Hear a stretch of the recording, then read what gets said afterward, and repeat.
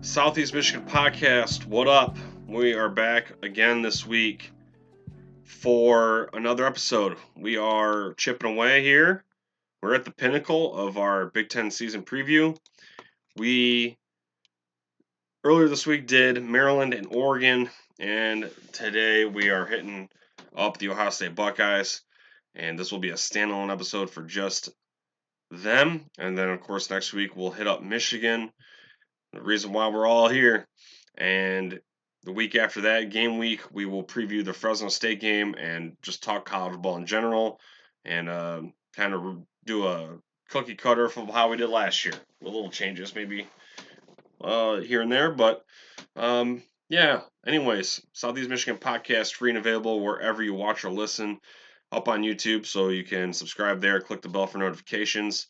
And if you guys could be so kind, rate the show 5 stars and leave a review. It helps us grow. And we have kind of really touched into like 4 or 5 countries now. And because of that, we are doing a giveaway for 2 autographed jerseys. So I know this is an Ohio State episode, whatever, but I'm giving away a J.J. McCarthy autographed jersey and a Blake Corum autographed jersey.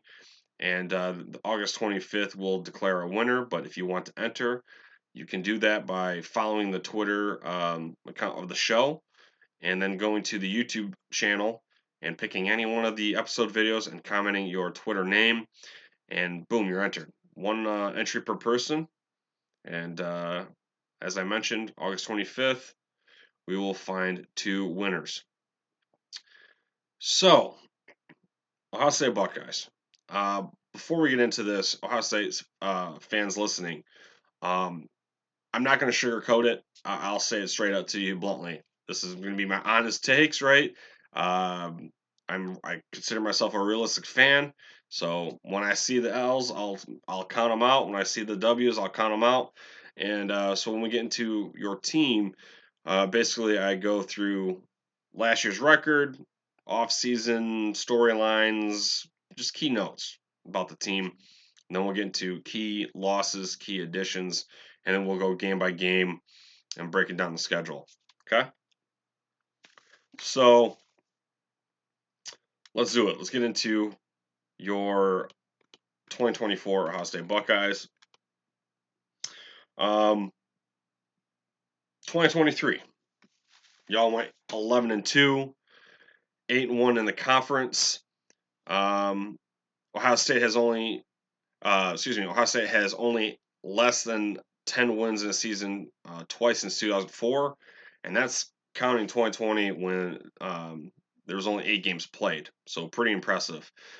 Quarterback battle between Will Howard and Devin Brown, but with a long NFL type season, both will probably be needed. Freshman quarterback transfer Julian Sain getting a lot of praise from the Ohio State staff from what I've read. You got to ask yourself which wide receiver is going to step up with Marvin Harrison to the NFL. A lot of the Ohio State wide receivers that's come through your doors over the last, 5, 6, 7 years. They have that breakout game. They have a breakout game against Michigan, and they're kind of poised for a season or 2 of dominance. Chip Kelly in at OC after Bill O'Brien's Josh McDaniels, Ryan Day. Bill O'Brien was named your guys' offensive coordinator. Said, nah, I'm going to go to Boston College. And it was kind of like, how Josh McDaniels did the Colts those years ago. But from what I recall reading about the Bill O'Brien thing was that he has a family member that needs to be in that area or is in that area. So it's kind of a family matters thing. I could be misremembering. And I kind of say that a lot, whatever, because there's so much going on with all these teams that I cover. But I do think that Chip Kelly is going to be a better thing for you anyway. To me, this is an Natty or bust situation. You guys, and this is not a knock or a dig, but went in the portal, you spent the money, you got a lot of your key players from last year to come back and basically try to do what Michigan did: come back, beat the rival, win the conference, win the national championship. So again, to me, natty or bust for OSU. Defense from front to back will be one of the nation's best. It's going to be hard topping your scoring defense rating last year. You guys were only giving up 11.2 points per game. So, I mean, if you're at 12, 13, 14, it's still going to be elite. This year, though, you have a soft serve ice cream schedule. So I know last year Michigan was getting a lot of shade thrown at it for having cupcakes, and this comes with the yin and the yang, right? It varies from year to year. I think Ohio State has got a pretty soft schedule this year in the non-conference, and we'll get to that momentarily. Before we do that, let's get into the key losses. So these are just key losses that I have personally wrote down, and some of them are obvious, right? You got Marvin Harrison, first round of the Arizona Cardinals. Kyle McCord leaves for Syracuse. Running back Chip Trayanum's going to Kentucky. Wide receiver Julian Fleming moves on to Penn State, and I believe back in March was it when he entered the portal? I think maybe it could have been earlier than that, but him and McCord were teasing going to Nebraska, but then that was shortly before the Dylan Raiola flip from Georgia to Nebraska, so that probably played a role into it. But either way, they went their opposite ways. One's in Syracuse, one's in Penn State. Safety Cameron Martinez is transferring to Boston College. Running back Dallin Hayden transfers to Colorado. Tight end Cade Stover drafted 4th round to the Houston Texans. Linebacker Tommy Eichenberg 5th round to the Las Vegas Raiders. And defensive lineman Michael Hall 2nd round to the Cleveland Browns. Honestly, you probably named like 4 or 5 more, but that's what I have written down. And hopefully, as a Raiders fan, I'm hoping Tommy Eichenberg balls out and works out, because our history as Raiders, when we draft Ohio State Buckeyes, it doesn't necessarily work out. Yeah. All right, let's go to key additions. Running back Quinshon Judkins transfers to Ole Miss. 3,000 scrimmage yards and 34 touchdowns in 2 seasons. Quarterback Will Howard from Kansas State, 351 yards and 9 tutties on the ground, 2,643 pass yards with 24 touchdowns and 10 picks in 2023, of course.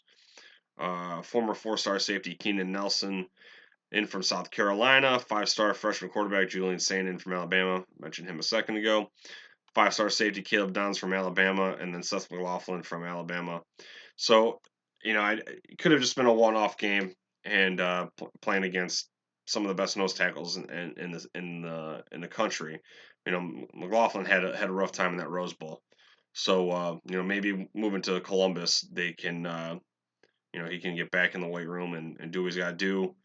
By no means am I saying he's weak. I'm just saying get back into and working and getting better, and have a better performance against Michigan the next time around. Normally, we just go right to the schedule, and then we go into a break and then to the next team. But again, because we're just doing Ohio State today, we'll take a break right here, and when we come back, we'll hit the schedule.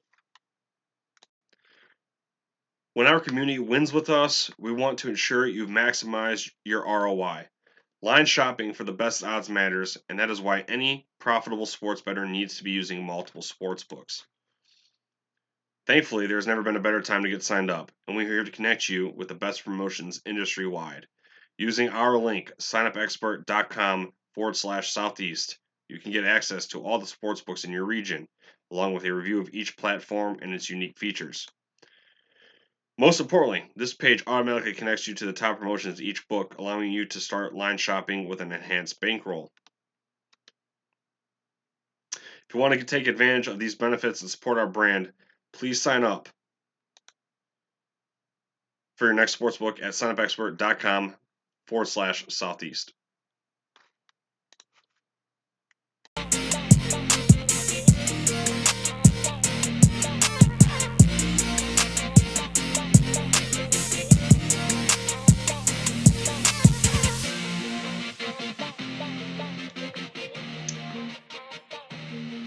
All right, folks, let's get into the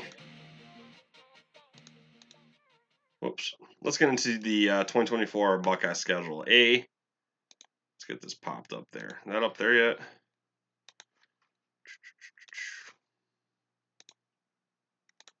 All right, so if you're watching, you'll see the schedule on the screen, and we are going to go game by game.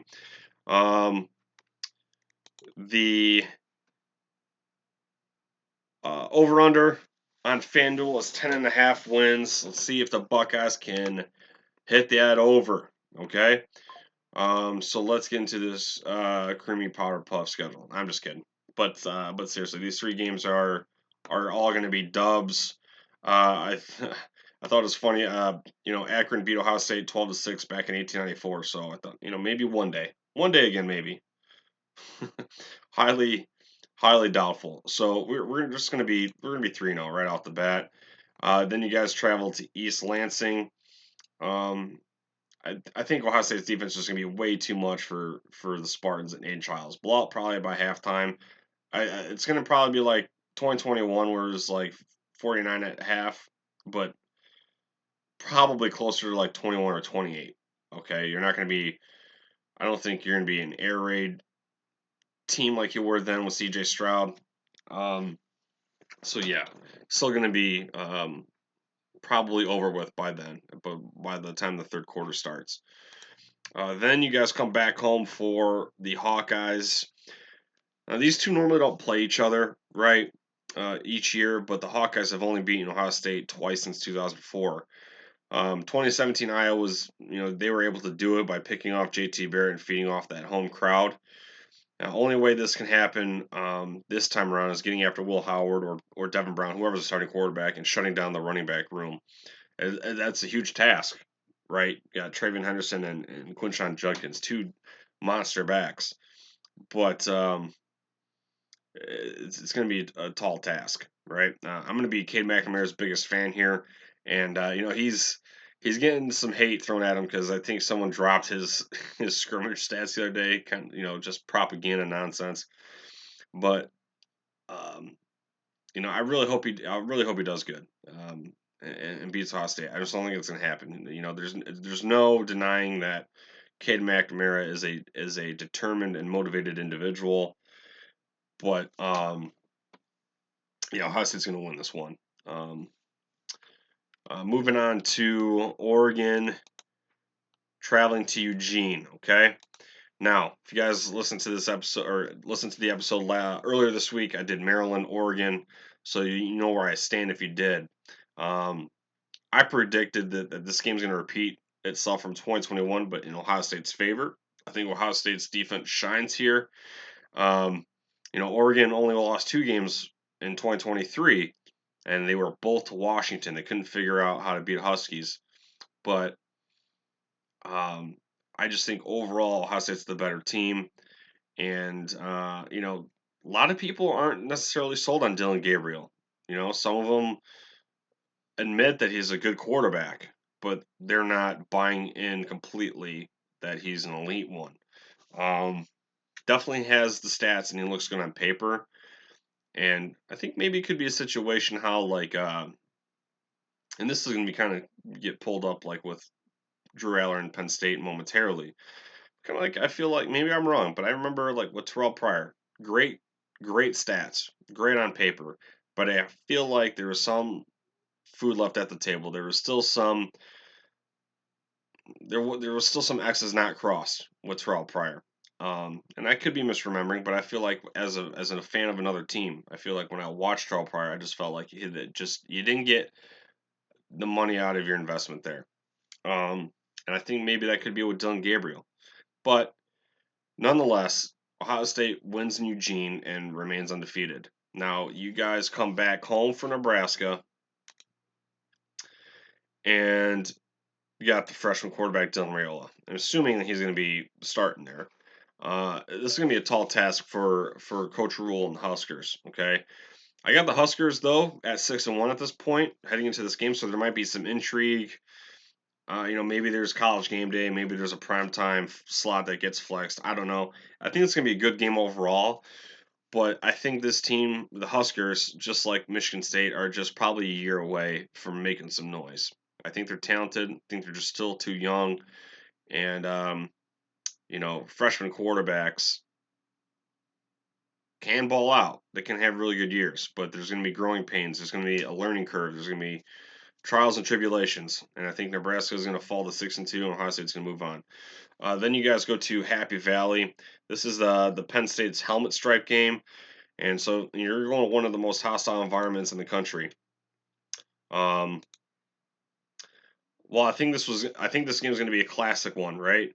To see Drew Aller take the next step, it's going to have to be with the visuals, with my eyes. Okay, I can't pick Penn State to win this game until I see Drew Aller take it to the next level. Now I know he threw 25 touchdowns last year and only 2 picks, but again, just like the Terrell Pryor thing, like on paper it's different than watching them. Now I was at the Penn State Michigan game last year in person in Happy Valley, and if you told me that Drew Aller was a 5-star quarterback and had all the bells and whistles, I'd be like, I just don't see it.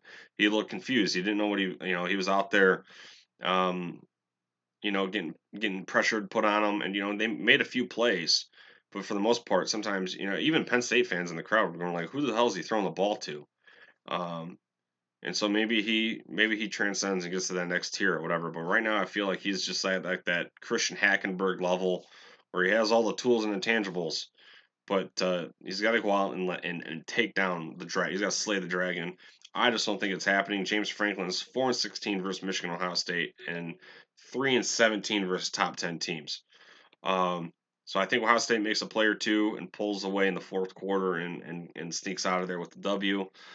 You come back home to host Purdue. That's going to be a W. And then these final 3 games, you got Northwestern at Wrigley Field. Now, if I'm not a fan of either of his teams, right? But like, if I live in the Chicago area, I'd probably, if the tickets were reasonable and I haven't looked at them, I'd try to go. I've never seen a football game at a baseball stadium, and I find it interesting that the Ohio State game is where Northwestern scheduled this to play at Wrigley. And if you guys don't know, Northwestern's having a new stadium built, so they are currently playing at a damn near soccer stadium that is within spitting distance of Lake Michigan. So they play 2 Wrigley Field games, and then they go to and from that other lakeside facility that's getting like converted into a high school arena with like 35,000 seats. But this Wrigley Field one here in November, it's going to go to Ohio State. Pretty obvious in my opinion. Then back to Columbus for Indiana. It's going to be a nice tune-up game before the game. 28 W's in a row versus the Hoosiers dates back to like 1990. I think that was like a tie. Let's just make it 29 dubs in a row, eh? All right, and then now we move into the game, the Michigan Ohio State game. Now, can Ohio State snap the streak? Counter Stallions or no Counter Stallions, Michigan has won this game the last 3 years solely on their run game and capitalizing on Buckeye miscues. So, Buckeye fans, bear with me here, okay? Michigan had Counter Stallions obtaining signs illegally, okay? I'm not denying that. I still want to know if it really made that much of an imprint on the game, okay? When we talk about integrity, there's so many things behind closed doors that we don't know about any program of what they do. And so if we uncover the skeletons, I think the integrity of the game is definitely lying in the gray area somewhere. Okay. When I just read a book recently, maybe this kind of is gonna kind of go off on a tangent here, but I'll say this. Just like, for example, I was reading a book, Overtime by John U. Bacon. Now, Rashawn Gary at one point, before he committed to Michigan, was getting offered six figures to go to another team. This is before NIL. It's highly illegal. And that team is rumored to be Clemson. I never thought Michigan would ever break rules by paying players. That's just not how they ever worked out. And you look at their recruiting classes; they're not really in the top 4, top 3 uh, to have the evidence of so. But the sign stealing thing, I I just don't think it went into playing a larger role that is being perceived. Okay, and then there's a video of Connor Stallions and some of the players on the sidelines pointing up as in pass, and that was a play that CJ Stroud threw a touchdown on, anyways. Um, you know, Michigan made plays, hands down, why they won the games. 2021. I mean, you guys are giving up over 7 yards per carry to Hassan Haskins and Blake Corum. Okay, Hassan Haskins isn't even going to touch till he's at the linebackers, the second level. Just getting blown off the ball. Simple as that. And then we heard, oh, it was snowing. Oh, CJ Stroud had the flu. 2022, you guys stymied the run in the first half. Okay, and it was close because there was blown coverage everywhere. JJ McCarthy was picking you guys apart. There was a fourth down conversion that was like a Tim Tebow pass or something like that. Mikey Sanderson made huge plays. There should have been a scoop and score, but it was called that he had CJ Stroud had forward progress. I mean, give me a break. Um, Donovan Edwards sealed the game in the second half. So you stymied the run in the first half, couldn't do it in the second. That's why you lost the game. And when you talk about signs, like if you watch that one run with Donovan Edwards, Zach Zinter blocks two people before no one ever touches him. He pushes one guy out of the way, hits the other guy. Edwards is gone. Give me a break. Blown coverage, and Donovan Edwards is 2022. Last year, you don't even have Connor Stallions. You don't even have Jim Harbaugh on the sidelines. You have the offensive coordinator, now head coach, winning that game. I think that Ryan Day needs to be more aggressive. He's relinquishing play calling duties to Chip Kelly, which benefits y'all. Um, should have been more aggressive. I think in 2022 there was a alleged fake punt called, and then it didn't happen because of a botched snap or something. Right? Do I remember that correctly? So give me a break. I mean, I understand a lot of people are in denial and hate Michigan so much they're just going to push this narrative. But I like to talk realistically, and that's where I personally think it's at. Okay, do I think Michigan should be punished for what happened? Sure, but I mean, I think there's a lot more nefarious things that goes on in the world than that. And you look at the 2018-19 game, especially the 19 game. Y'all had Don Brown signals, and y'all were sharing. Rutgers was sharing it with you along with Illinois. So it's just like, I mean, what happens behind closed doors is anyone's guess. I mean, just give me a break. So I know I had a nice little rant there. I got everyone fired up. Let's get into a little bit more of this game specifically. But yeah, I got written down here. Quite frankly, Ryan Day's just not been aggressive enough. Third and short, fourth and short. Uh, he's, I mean, there's something's missing. I feel like he falls back into this Tressel mode of just not trying to make a mistake, and then it just bites him in the ass. That's just personally what I see. So again, Chip Kelly is going to be the X factor this season and in this game. While I think it's very losable, I think Ohio State wins this one close. If Michigan wins and there's a possibility of a rematch the following week, I believe Ohio State will avenge itself. So it's going to be very difficult for these teams to beat the other one 2 weeks in a row. So yeah, that's where I'm at. The final record prediction I have for y'all is 12-0. Of course, 9-0 in the conference play. So that's the ceiling. The floor for me is 10-2. And two of the losses would be coming from either Penn State, Michigan, or Oregon, right? Your three biggest games, undeniably. And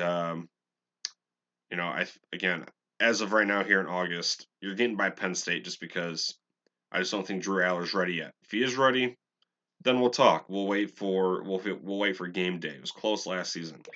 And then Michigan, I think if somehow Michigan's quarterback situation gets to at least JJ McCarthy's level, I think we see a repeat. But you guys brought back a lot, and I think that your team is poised to be set up for success like Michigan was when everyone came back for their 5th and 6th years. And then Oregon, again, like I said, I'm just waiting to see how Dillon Gabriel does. But it won't be easy, and Eugene's a tough place to play. So yeah, that's where I'm at. Um, my honest opinion is there. That's all I can. That's all I can say. I'm gonna get crap for whatever I do and whatever I say, but I'm just being myself. So that's where I'm at. We will be back for Michigan next week on our preview, and then game week. Of course, we'll break down Fresno State for Michigan, and just college football in general. Talk about the matchups. I think we got week 0 coming up here, and week 0 is always fun. And again, like with the Big Ten, it's going to be super intriguing and just very. It's just unique. We got a lot of Friday games. We got games at Wrigley Field. Um, it's games after dark, right? Not Pac-12 after dark anymore. It's been Big Ten going into the middle of the night. So new faces, new atmospheres. It's gonna be fun. So please like, share, follow the show.